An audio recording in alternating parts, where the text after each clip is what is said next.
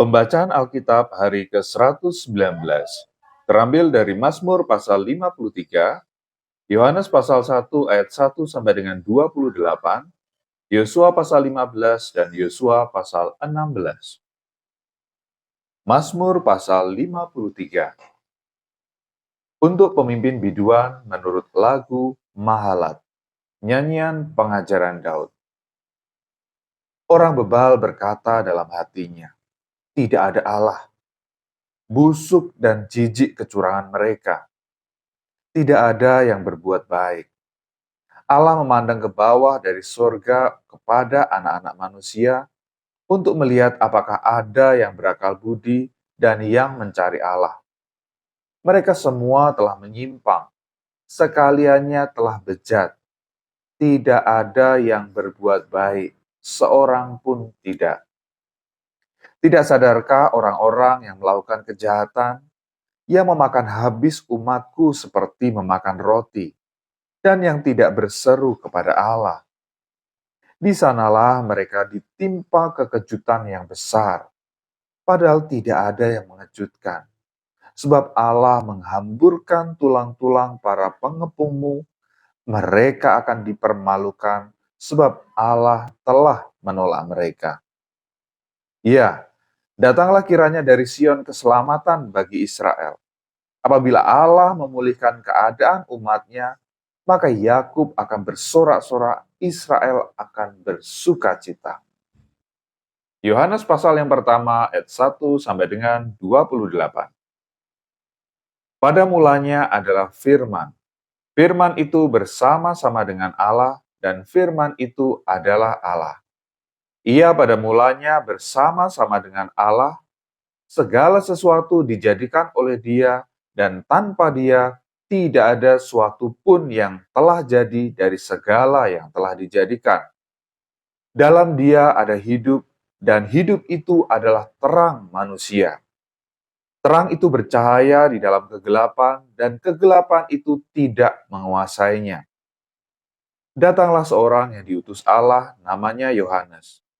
Ia datang sebagai saksi untuk memberi kesaksian tentang terang itu, supaya oleh Dia semua orang menjadi percaya.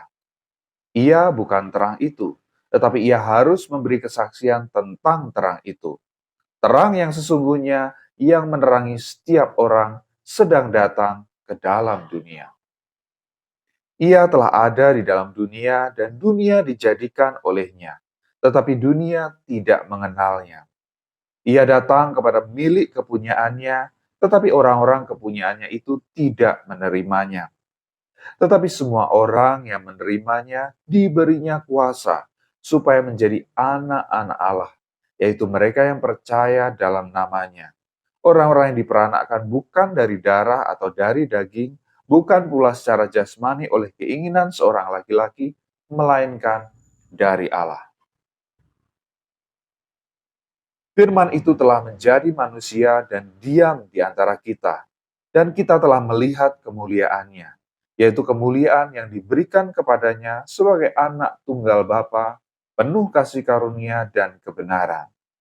Yohanes memberi kesaksian tentang Dia dan berseru, katanya, inilah Dia yang kumaksudkan ketika aku berkata, kemudian daripadaku akan datang Dia yang telah mendahului aku, sebab Dia telah ada sebelum aku. Karena dari kepenuhannya, kita semua telah menerima kasih karunia demi kasih karunia. Sebab hukum Taurat diberikan oleh Musa, tetapi kasih karunia dan kebenaran datang oleh Yesus Kristus. Tidak ada seorang pun yang pernah melihat Bapa, tetapi anak tunggal Allah yang ada di pangkuan Bapa, dialah yang menyatakannya. Dan inilah kesaksian Yohanes ketika orang Yahudi dari Yerusalem mengutus beberapa imam dan orang-orang Lewi kepadanya untuk menanyakan dia, siapakah engkau? Ia mengaku dan tidak berdusta.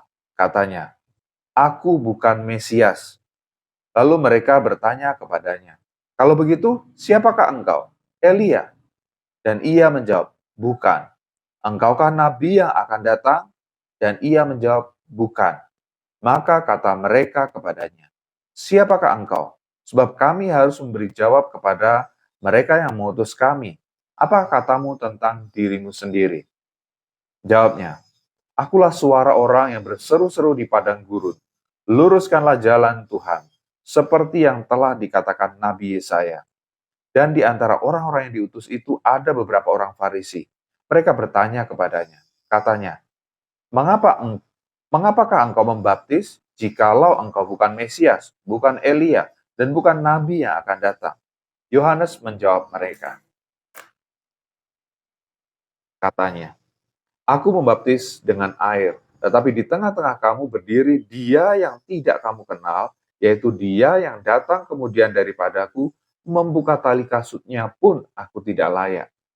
Hal itu terjadi di Betania yang di seberang sungai Yordan di mana Yohanes membaptis.